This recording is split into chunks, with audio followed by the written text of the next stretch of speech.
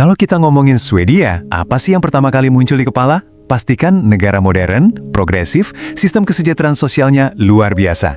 Tapi gimana kalau saya bilang ada sisi gelap dari sejarah mereka yang sama sekali nggak cocok sama citra itu. Sebuah cerita yang terkubur selama puluhan tahun.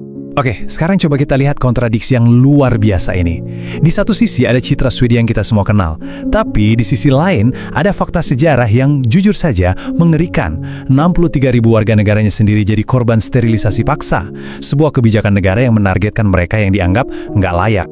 Mari kita mulai pembahasan kita dengan coba memahami ideologi apa sih yang bikin kebijakan kayak gini bisa tumbuh subur, apalagi di negara yang justru terkenal dengan kemajuan sosialnya. Kok bisa ya? Nah, akar dari semua ini adalah sebuah ideologi yang disebut eugenika. Dan, jangan salah, ini bukan gagasan aneh yang cuma dipercaya segelintir orang.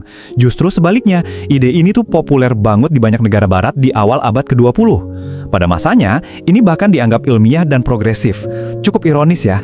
Oke, selanjutnya kita lihat gimana caranya sebuah teori abstrak, sebuah ideologi bisa benar-benar diubah jadi program resmi yang dijalankan oleh negara di Swedia. Prosesnya kelihatan jelas di sini. Dimulai dari sebuah gagasan perbaikan masyarakat yang makin populer. Lalu, di tahun 1934, lahirlah Undang-Undang Sterilisasi yang pertama. Dan yang paling parah, di tahun 1941, undang-undang itu diperluas. Dan ini jadi titik balik yang sangat berbahaya, karena jangkauannya jadi jauh lebih luas. Jadi, ini dia poin kuncinya. Perluasan di tahun 1941 itu benar-benar membuka pintu lebar-lebar untuk sterilisasi hanya berdasarkan penilaian sosial yang sangat kabur. Bukan lagi murni karena alasan medis, batasannya jadi nggak jelas dan sangat subjektif. Siapa yang berhak menilai? Pertanyaan penting berikutnya. Siapa orang-orang yang jadi korban langsung dari kebijakan yang menghancurkan ini? Siapa yang paling harus menanggung penderitaannya? Angkanya wow, ini benar-benar bikin kaget.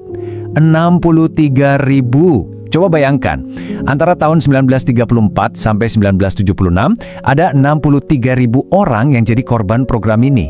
Dan ini bukan cuma statistik loh. Ini adalah 63.000 kisah hidup, 63.000 takdir yang diubah secara paksa selamanya. Dan kalau kita lihat siapa targetnya, polanya sangat jelas. Program ini menargetkan kelompok masyarakat yang paling lemah dan rentan.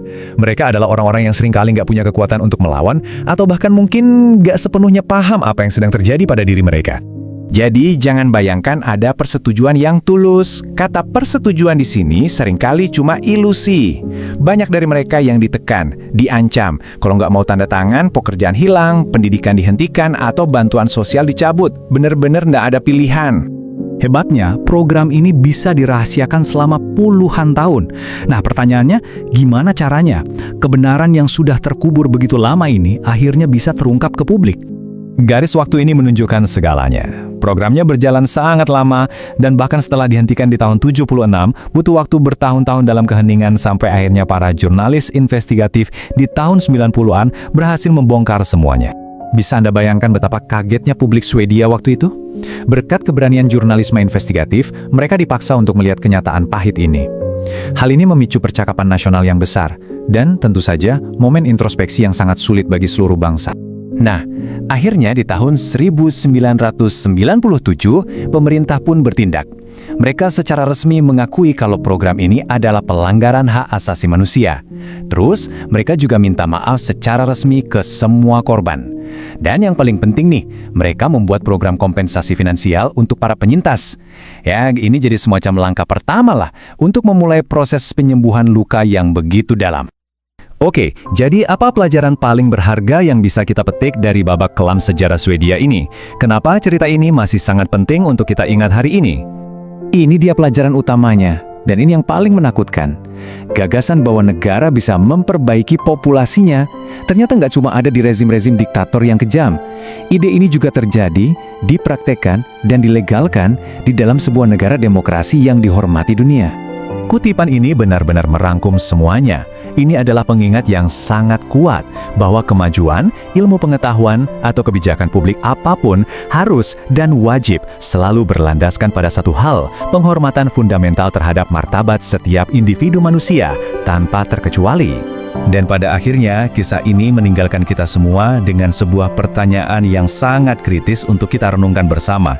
Sebuah pertanyaan yang rasanya akan selalu relevan bagi masyarakat manapun di dunia, termasuk kita di zaman sekarang.